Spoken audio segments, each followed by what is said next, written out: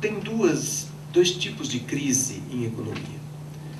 Uma crise é quando eu tenho um elemento do processo econômico que se deteriora e se fica disfuncional dentro do sistema.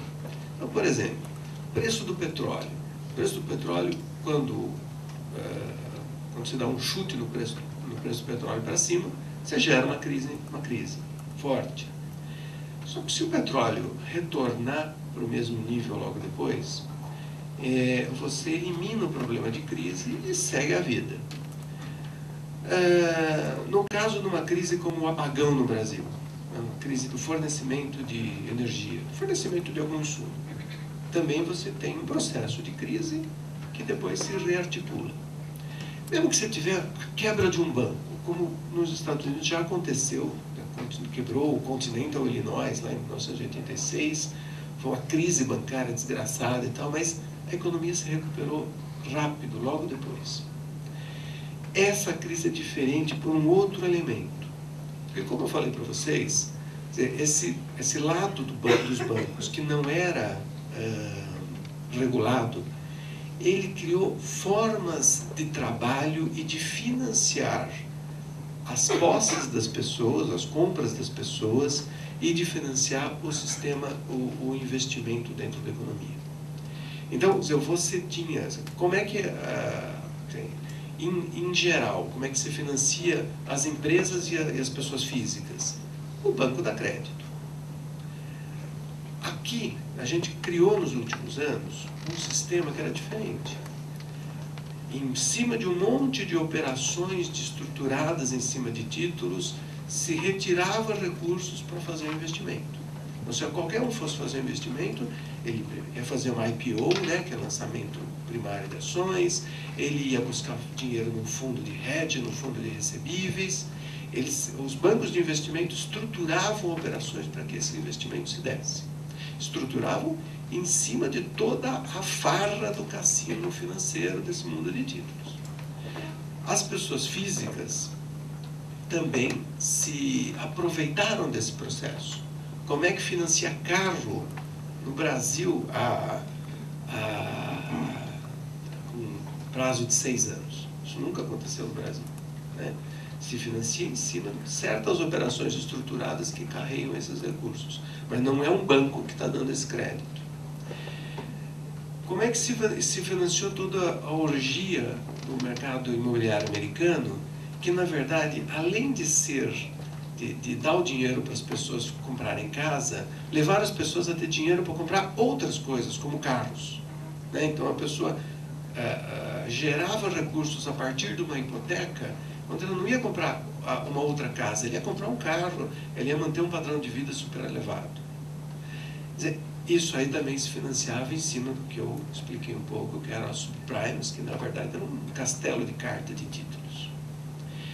Então, não se rompeu o funcionamento corrente da economia nessa crise. O que se rompeu foi uma forma institucional que o sistema financeiro conseguiu para financiar as pessoas e as empresas. Isso que é o mais dramático nessa crise. E por isso que todo mundo fala que a recuperação demorará para acontecer. Porque, na verdade, o que você precisa é remontar os canais por onde o recurso que vai financiar o investimento vai ter que passar. Não vai existir mais uma operação de recebíveis que tem um monte de gente para aplicar. Esse dinheiro sumiu. Esse dinheiro sumiu e as instituições que produziam esse dinheiro também sumiram. Porque o Lehman quebrou, o outro foi absorvido, o outro lá virou banco comercial. Todos eles sumiram do processo. A economia capitalista ela é impressionante porque ela tem uma coisa no seu desdobramento financeiro muito esquisita.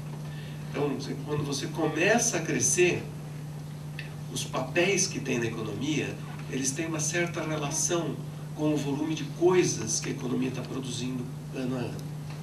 Só que quando o sistema financeiro começa a andar, você começa tendo primeiros, no terceiro ano de crescimento, milhares de vezes mais papéis do que a produção que você tá produzindo. Então, se a produção cresce a 3% ao ano, 5% ao ano, o papelório cresce a 20% ao ano. Então, o próprio crédito na economia brasileira, né? Olha que o sistema financeiro brasileiro nunca deu crédito. E nos últimos anos ele cresceu a 20%, 25%. Então, papel cresce mais do que riqueza. E uma hora isso se rompe, porque todo mundo olha e fala, bom, não dá para esse papelório todo aí, não adianta nada, ele não tem o que comprar. Então ele não vale o que estão dizendo que ele vale. Isso aconteceu de um lado, né, nessa crise. De outro lado, mais delicado, é que as instituições que montavam o financiamento para o investimento e para o consumo das famílias americanas, europeias, asiáticas, ela entrou em crise. Então, eu estou falando, não dá para olhar essa crise como só com numerinhos, né? Os numerinhos, cresceu um pouco, vai crescer, vai... Não é isso. É o fato de que eu tenho, quer dizer, equacionar a crise vai significar remontar instituições financeiras, instituições governamentais de regulação, formas de regulação sobre as instituições, que é o que o G20 a todo momento fala, mas não sabe para onde vai, e remontar as instituições e os papéis que vão financiar o investimento. Sem isso, você não volta a crescer.